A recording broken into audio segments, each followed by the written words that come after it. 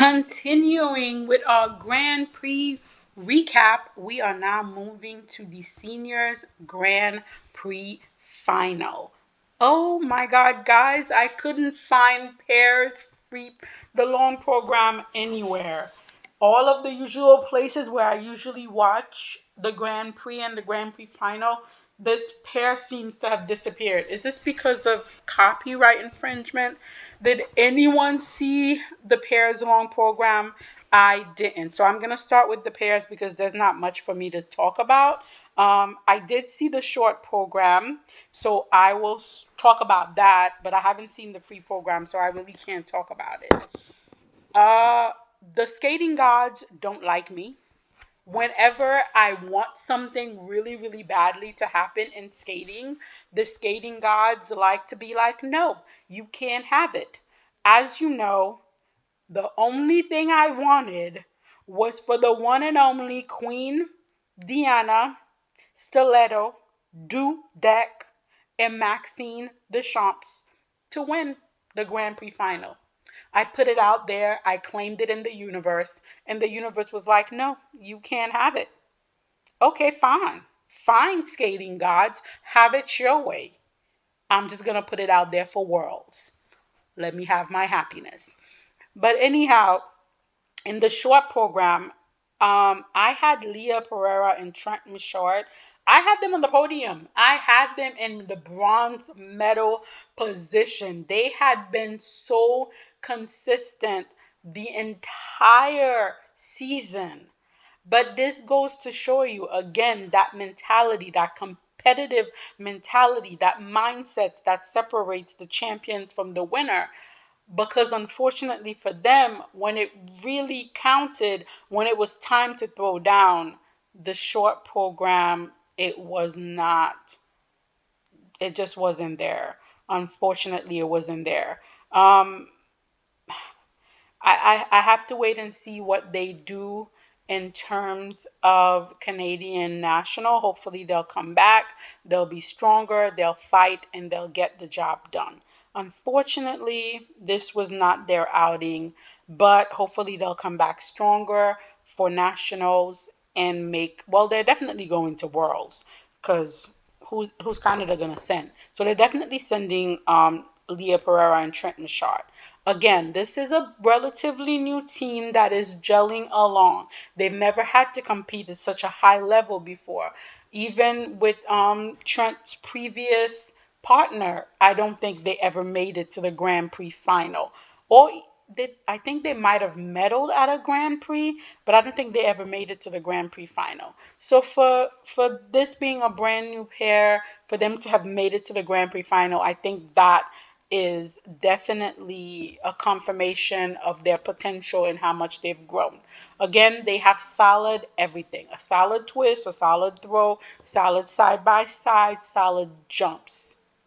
For a brand new pair, they are doing really well. They need to work on their connections, their positions, their speed, their consistency.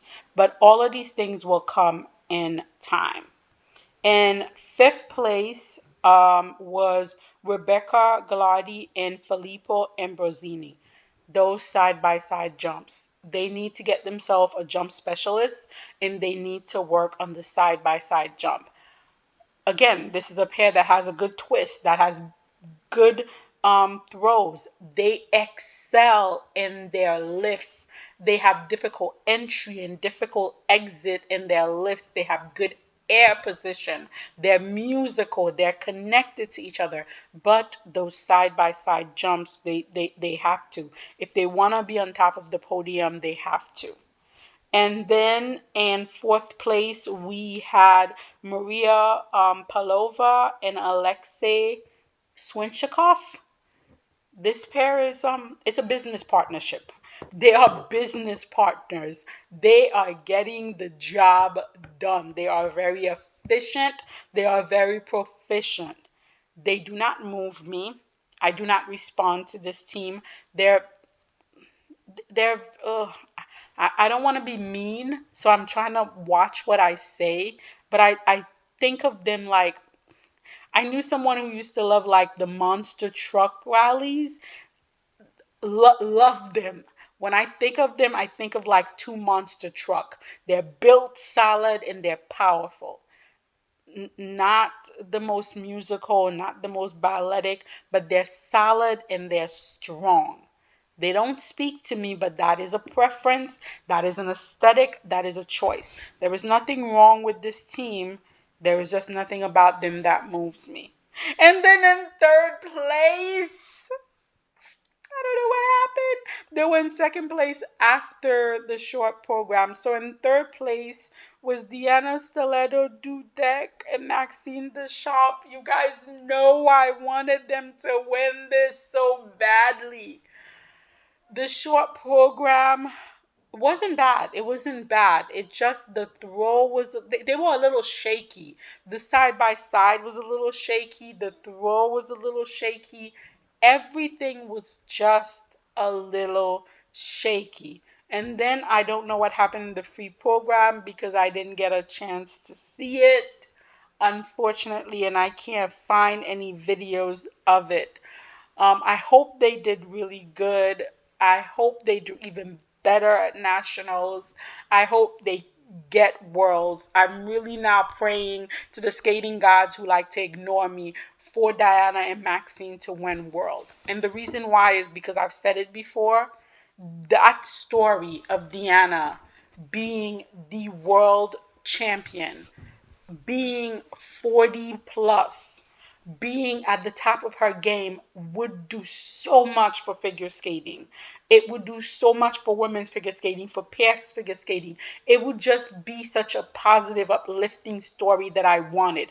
But this is not like a pity title. They have what it takes to win it.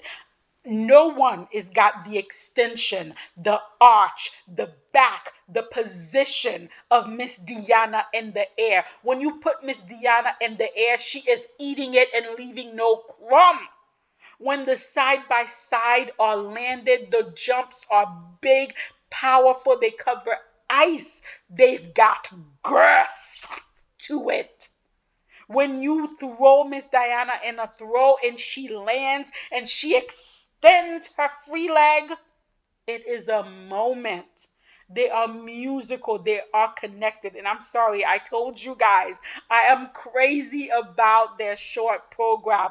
Donnez-moi, donnez-moi les oxygen. I'm all about that the bass in that program, and it just accelerates their speed. It just extends their power. This is an adult team with power. And I would love to see that on the top of the podium.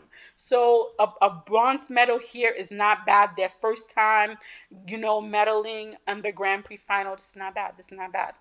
This was a wonderful season for them, and they're only going to continue to grow more and more. And I hope they kill it at national and they come back and they win the world title. I want this for them so badly.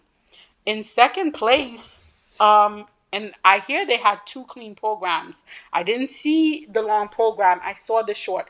The short is the best I've seen them all season. All season they've been skating scared. They've been skating timid. Again, it's so much easier to chase than to be chased. After last season, they were seen as a real contender, having won European.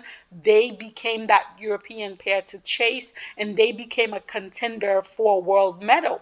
And coming into the competition as a favorite being chased is not easy. And I think they got in their own head. I think they got in their own way. And I think they lost confidence. And that's what we had been seeing all season. But in this short program, they got back the confidence. They look good. They look comfortable. I'm not too sure what happened in the free.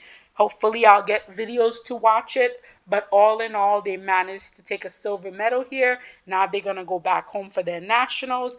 Then we'll see them at Europeans and then at Worlds. So they still have a lot of time to work out all these mental issues. In first place, another brand new pair. I think this is their first full year together. Minerva Fabienne Hayes and Nikita Valadin. They looked so good in that short program. They looked confident. They looked secure. again, a pair that has no major weaknesses. The twist is good. The throw is good. The side by side is good. The death spiral is good. The spin is good. The steps, everything is really good with this pair. They look good. They're so big. They take up so much ice and so much space. I didn't see the long program. I don't know if they did as well in the long as they did in the short. Well, they didn't because they ended up in second place. So they lost the short to Sarah Conti, who were the Italian. So they lost the short program to Sarah Conti and Niccolo Marcel, who came in here in second place after struggling with confidence for so long this season. They came in here and they won the long program. And Minerva and Nikita did not win the long program. They were in second in the long program, but overall they had enough to win it. But it is so close between 1, 2, and 3. There is less than a point separating 3-2 and 2-1.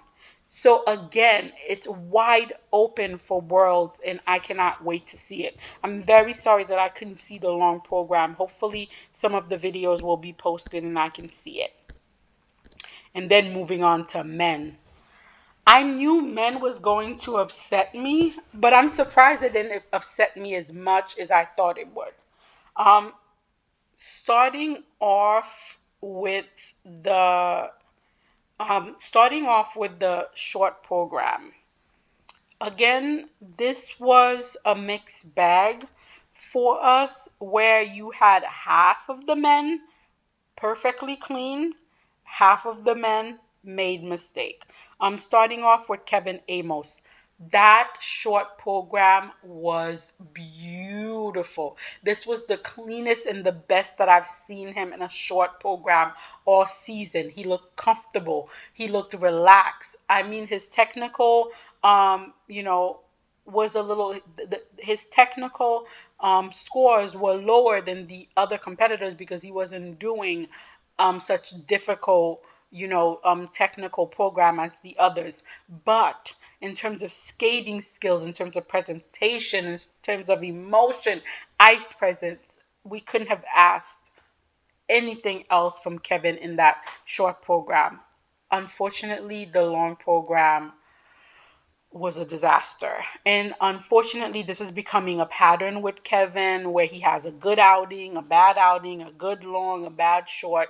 The consistency has always plagued him because if he could be consistent, Kevin would be in the conversation and on the podium every time because all of the elements are there. But this long program was a struggle. The jumps just did not want to happen. The in between, the step sequence, the choreo sequence, all of that was lovely, but unfortunately, it just was not enough to make up for the errors of the jumps. So he ended up in sixth here. Then in fifth place was Kyle Mura. His both the short and the long were tentative. In the long, he just flat out made mistakes, but in the short, I mean, he also made a mistake in the short. His jumping just seems very tentative. And I feel for him, it's not the ability to do the jump. He obviously can do the jumps. He's obviously well trained and he's done the jumps before. I just feel like it's a mental thing. I feel like Kyle Mura needs to understand that he belongs in the top tier of men's skating, that this is where he belongs, that he needs to be competing with them. And until he gets that mental reset where he sees himself as a competitor, it's going to be very difficult for him. Again, Kyle Mura is a very serviceable skater. There's nothing I hate about his skating. There's nothing I love about his skating. Both of his programs are very forgettable for me. I couldn't tell you what either one of them, what he's skating to, what either one of his program is about. And I've seen them many times.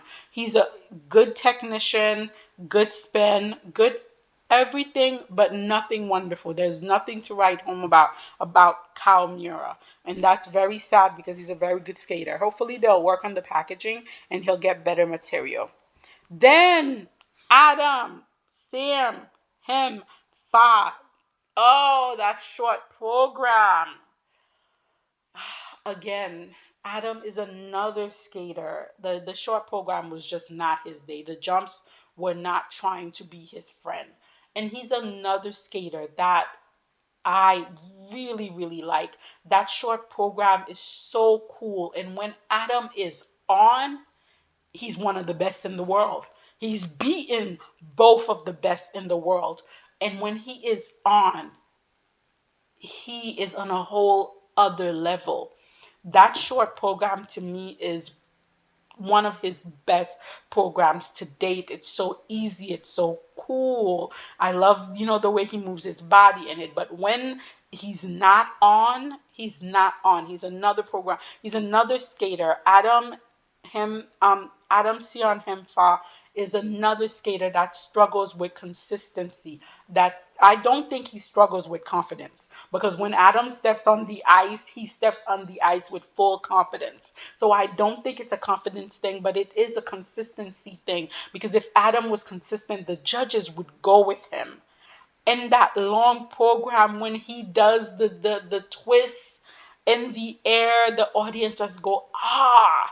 His speed on the ice, his power. Yes, his jumps are a little erratic, but that's very French. That is very French. He's got that nail biting at the edge of your seat type of jump technique that so many of the French skaters have had over the time. But when you talk about charisma, when you talk about ice presence, when you talk about a personality, Adam has all of that and more. Adam is that combination of the emotiveness, the emotion, the musicality, and the pure technical power, the motor and the drive. He just needs to find a way to combine them together consistently, and he will stand on the podium every time. The long program was redeeming for him, but the short program, not quite as much. And then in third place, we had Yuma Kageyama. So adorable. Best jump technique in the world. He goes up in the air so straight, he comes down like a cat. His knee bend, the depth in which he gets into the ice. He's such an open and inviting skater. Definitely a skater that is going to make his mark in history. And I'm so happy, so happy that the team with Carolina Costa and his father have decided they want to focus on his recovery. Instead of having him do 5 quad, he's doing 2 quad. In the short program, he did a beautiful quad, toe, triple toe. He did a nice triple axel. I love the fact that they decided to water down the program in order to give him the time that he needs to heal. It was unfortunate that he popped the first quad in the long program. However, everything else in that program was world class. Yes, he's not doing 5 quad, but what he's giving you is quality triple axles, quality triple toes, quality triple flip, quality spins, quality, step sequence. He's giving you musicality. He's giving you a performance. And he's young yet, and he still has room to grow. Next season, when he's a little more healed, he'll add a couple of more quads to it. This skater has a bright and beautiful future ahead of him, and he is so adorable. He is just darling. This is a personality that fans could easily embrace. He's so cute in the kiss and cry. And then, of course, my baby, he will robbed in the component MPC and GOE. Oh my God, how many years have we been struggling with Shoma Uno and his inconsistency? The jumps that always left us with our heart in our throat. And finally this season, Shoma is giving us 96% consistency. Yes, that second triple axel, he keeps missing it. However, These are the best triple axels we have ever gotten out of Shoba. That short program, I love you, I love you. Yes, Shoma, we love you, we love you, we love you. It is a master class in the beauty of skating. It is a master class in merging the art form and the technical sport. When you think about figure skating being an artistic sport, the thing that comes to mind is Shoma Uno. The tension. I know I rant and rave all the time, but guys, watch the tension in his arm. Just him standing there doing the I love you, I love you, I love you. Just the simple hand motion has so much tension and power in it. And Shoma is a small skater, but he is so statuesque that he fills up the arena, that he skates bigger than life, that he takes up space. He is here and he dares you to deny his presence on the ice. The back, the posture, the extension of the leg, the way the head and the whole body moves is just beautiful. That short program was beautiful. Unfortunately, in the long program, he missed that second, triple axel. He then scrambled to reorganize the program to do the triple axel Euler with the combination, and then that sort of threw his timing off. And by the time he got to his last spin, the music was already done and he got a music violation.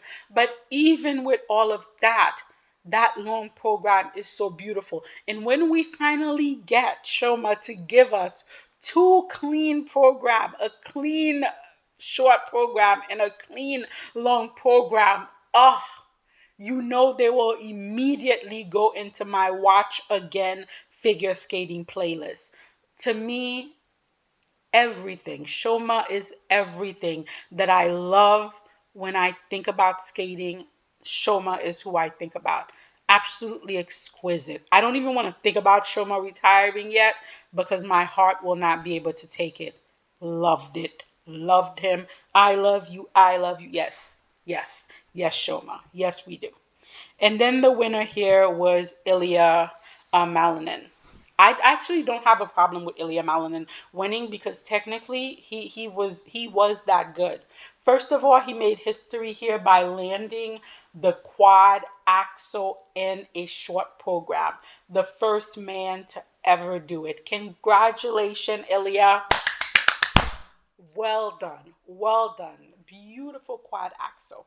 And then in the long program, the thing, he fell on the quad axle, which was unfortunate. But all the other quads, wonderful, wonderful. His jumps, they might not have the speed, the edge, or the depth of Yuma and Shoma, but they look like he's doing triples. He makes them look so easy, like he's doing nothing. Technically speaking, he definitely has the most difficult technical, programs out there. Component, GOE, PCs, I still don't agree with the judges. I still don't think it should be that high. But whether or not the component and the PCs are being boosted by the judges, he would have won regardless because his technical component is just that difficult. The program he's doing with the five quad, two triple, with the five quads, a quad axle and two triple axle is just that difficult that he's gonna have the edge over his competitor.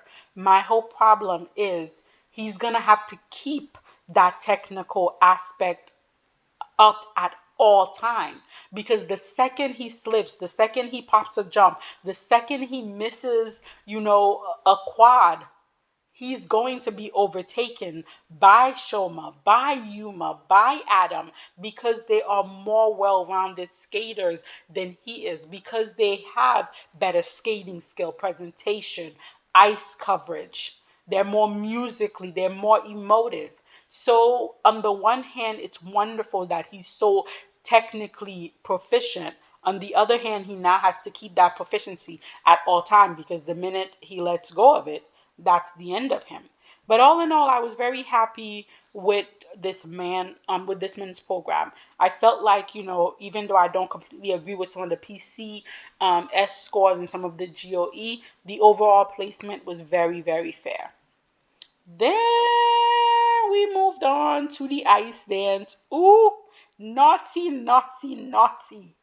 First of all, I just want to say, I think when the judges at NHK decided they were going to put Lila Fear and Lewis Gibson ahead of Charlene Guinard and Marco Fabri, they did not realize that the skating community was going to call them bullshit. I think the judges fucked around and found out. The skating community was like, what y'all doing? What y'all doing? Cut that bullshit. Because, Lord, did they correct themselves quickly at the Grand Prix final. So, at the Grand Prix final, it played out not quite how I thought it would play out. Honestly, it didn't play out how I thought it was gonna play out. But that's the wonderful, beautiful thing about figure skating, the surprise aspect. So in sixth place, as expected, was my beautiful little Lala couple, Marjorie Lajoie and Zachary Laga. Not just them, but except for Madison Chalk and Evan Bates and Charlene Guinard and Marco Fabri, every pair, every single pair, the other four pairs, all had problems with their twizzles in the rhythm dance. And of course, my little Lala couple was no different. They had a little twizzle issue. But aside from that, the Michael Jackson program, they delivered it so well. I'm waiting for them to be able to deliver two clean programs. I don't know if this is going to be at Nationals, if it's going to be at Four Continent, or if it's going to be at Worlds, but I do want them to get the experience of competing both of these programs cleanly. Love the free dance. The free dance for me was my second favorite free dance of the competition. They made everything look easy. They made everything look effortless. They made it look light, like they were enjoying themselves. I love this pair. You guys know I do. And I definitely see them as the future. The question is, how long will they have to wait for that future to come? That really is the question. Then in fifth place, they were not ahead of the Lala couple by much. So I'm thinking we may, if Laurence Fournier Boudry and Nikolai Sorensen do not start to get more consistent, the Lala couple might pass them. Lala couple might pass them to become the second Canadian pair, because their scores of late have been really, really close. So anywhere here, once again, Lawrenson and Nikolai had some issues with their twizzles in the rhythm dance. They came back in the free dance and they were much stronger. But the problem is they have been so inconsistent this season that they've lost a lot of the momentum that they gained last season, and they've lost a lot of trust and faith from the judges. The judges are not willing to give them the maximum scores that they should be getting, because this is a very good pair. This is a very good pair, especially Lawrenson. What extension, what lines, what edge control, what speed. And even though Nikolai is not as strong as of a skater, he's still a very good partner for Lawrenson. So this pair should really be on the podium, should really be in the conversation to medal. But because they're so inconsistent and because their programs are hit or miss, they either have like fabulous programs that everyone is like, oh my God, they're being underscored, or we end up with the Notre Dame de Paris, which is it's not a horrible program, but it's not their best. So I feel like because of that, they now find themselves way behind Lila Fear and Lewis Gibson, when in reality they should be ahead of them in terms of skating skills. But that's where we are at. And then in fourth place, and this is where the surprise come in, because after NHK, I thought the writing was on the wall. I thought it was a done deal. I thought for certain it was the era of Lila Fear and Lewis Gibson. Unfortunately, they had a twizzle error in the rhythm dance, and that sort of put them in a hole. And because of that hole, they were not on the podium. I honestly think that's what happened.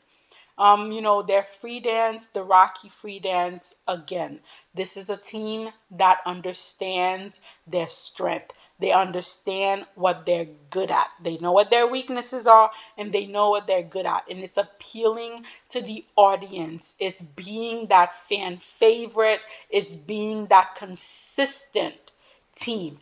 And other than this Twizzle, mistake, they have been incredibly consistent all season, coming in one competition after another and delivering. And that combined with their catchy program is what is driving them up the podium.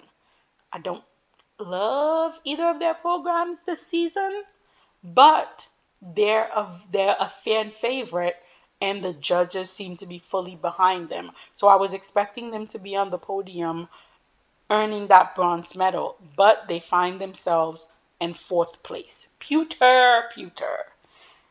Another surprise, because I thought for sure if they did not win this, they would at least take home the silver, is Piper Gillis and Paul Poirier, who finds themselves in third place. Again, twizzle mistakes in the rhythm dance really did not do them any favor. I do really like their rhythm dance. It's so cool. It's so to the spirit of the 80s. The way that Paul is giving us 80s figure skating hair, I am here for it. That you see, that is commitment. To me, that is commitment. The way that he grew out his hair and did the little mohawk, the 80s hairstyle, that is commitment. And then their free dance, the Wuthering Height free dance. Piper was giving us Oscar-worthy performance when she went up to the judging booth and was doing the slow hand crawl, giving us full facial drama. They are committed to this character 110%, and the music is slowly growing on me. It's so full of tension and suspension, and it's so dramatic that it kind of grow on you. And some of the lists are just exquisite. Yes, this program is definitely growing on me, and I want to see where they take it at nationals, where they take it at four continent, and then again where they take it at worlds. This was not their best outing, obviously, but you can't tell. We'll just have to wait and see. Surprising in silver medal position in second place with Charlene Gennard and Marco Fabri.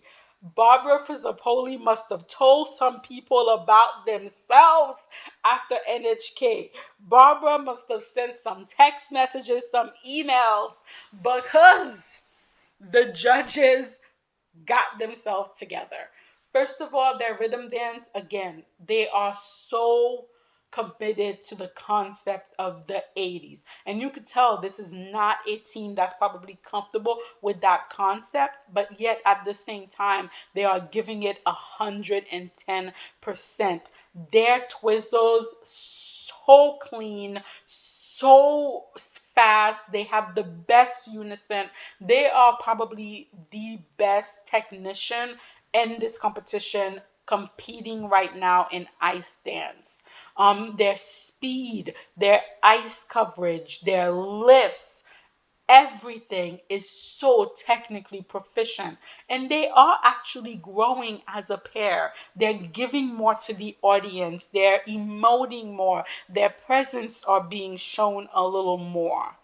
And then the free dance, honestly, I have harped on this team so hard for so long, but this season, for me, this is their best packaging. That free dance on them, lovely.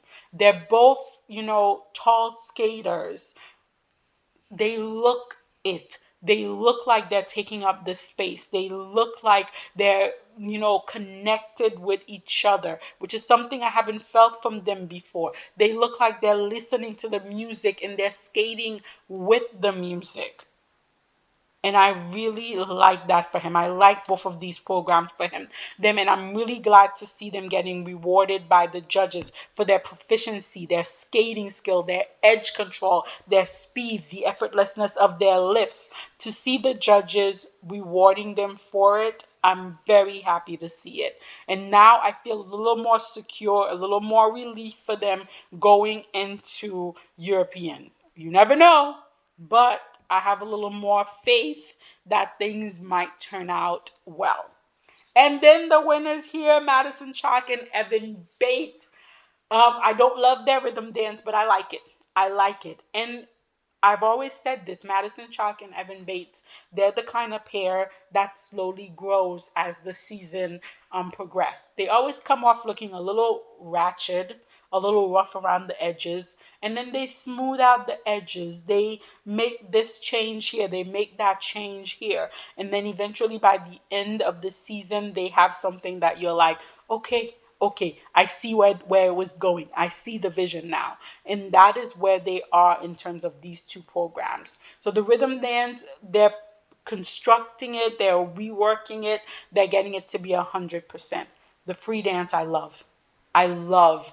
Listen, Madison Chalk was like a boneless contortionist. Her extension, the way she was twisting her body, beyond words. There was not a single position that you were like, wow, that program is so cool and so different and so unique that I'm in for it. From the very start lift where she's on top of his leg and he's spinning to the very last lift where he hips her up in the air on that one arm on the knee and one arm on the leg, you're like, wow, this program just has a lot of wow moments. And again, this is what I do love about Marie-France Dubuis and that whole Quebec team is that they understand the skaters that they are working with. They know how to hide weaknesses and how to showcase strength. They know that Madison skating skills are a little lacking, not a lot, just a little, but that her extension, her flexibility is better than any other women's skater competing right now. And they focus on that flexibility because they know Madison is going to give you attitude, is going to give you face, is going to give you ice presence, is going to emote. And so they give her the vehicle for her to put all of that forward, all of the strength forward while hiding the weaknesses. And they do that with several of their teams and they do it brilliantly. Again, I was not expecting the event to play out the way it did, but I don't disagree with any of the placements here. I don't disagree with any of the placement here. This was a very, very good ice dance. The scores, but the placements, I had no problems with. And then finally, we get to the ladies, the senior ladies. Uh, the only person there was only two clean short program for the ladies, and that was Kaori Sakamoto and Nina Pinzaroni. Those were the only two clean short programs. Everyone else made mistakes. Starting with Rion Shimiyoshi. Ah, the fact that she has a quad in her 20s, of course, is wonderful. We definitely want to support it. I'm not on board yet, guys. Maybe I will be next season, but I'm just not on board with Rion Sumiyoshi yet. I'm just not quite on board with it. There's nothing again wrong with her skating skills. There's nothing wrong with her jumps, spins. There's just no connection there for me yet. She's got two good programs and she skates them well. There's just nothing that moves me towards her as a skater yet.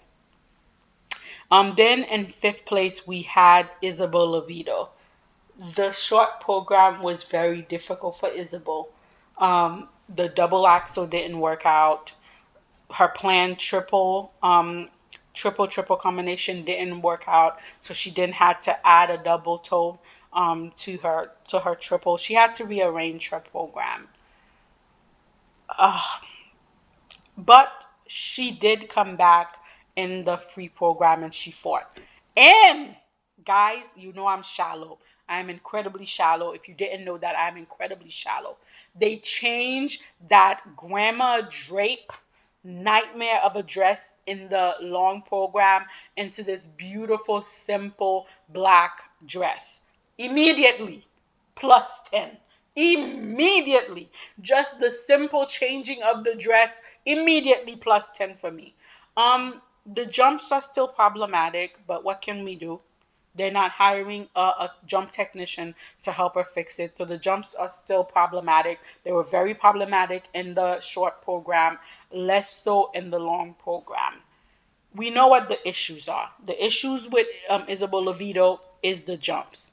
Now that she has a nice, beautiful black dress in the long program, you could see her lines better. You could see her body movements better. You could see her extension better, which is why I didn't understand why would they hide all of the positivity of the skater under that heavy, ugly dress. By giving her this dress, the program itself almost becomes more airy. It becomes more light. Her movement looks less, stagnant. She looks more effortless.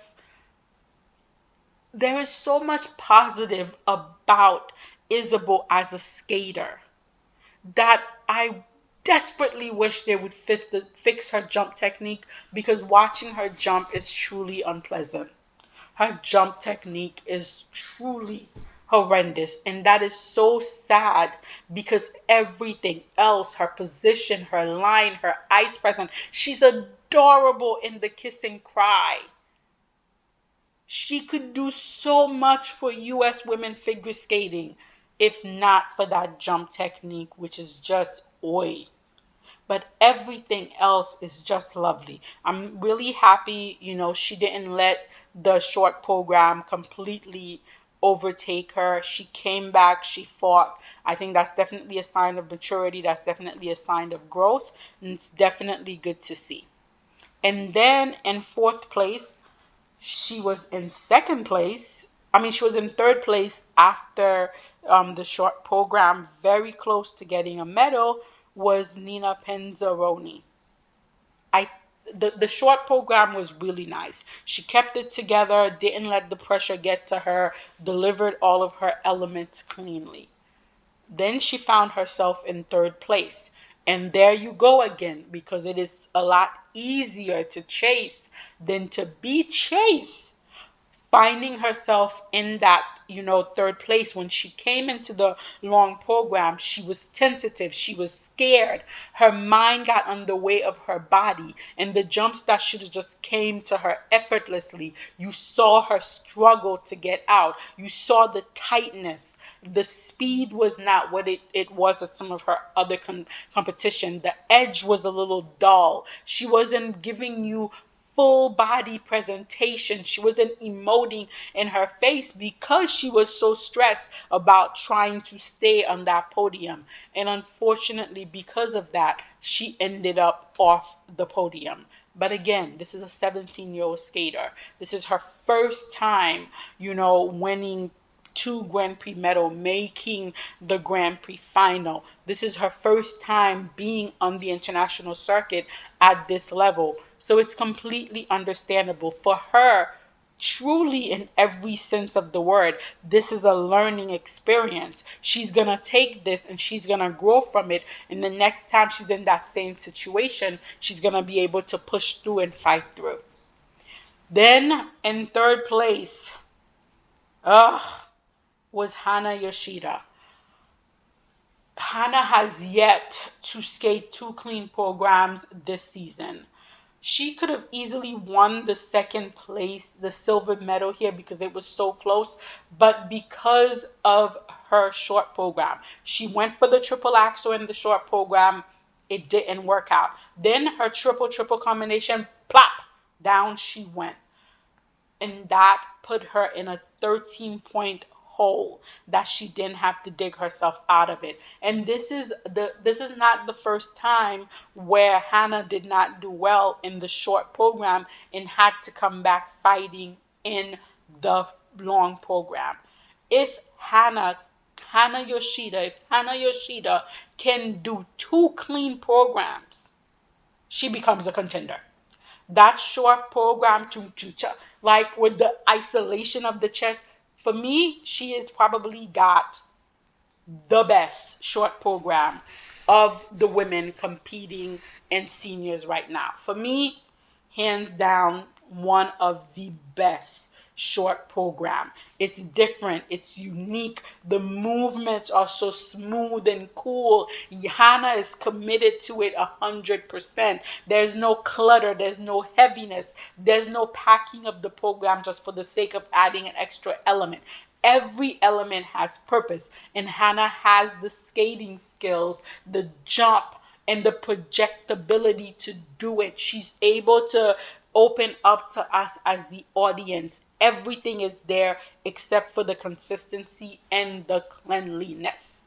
If Hannah can do a clean short followed by a clean long, she becomes a contender. That long program, again, beautiful, exquisite.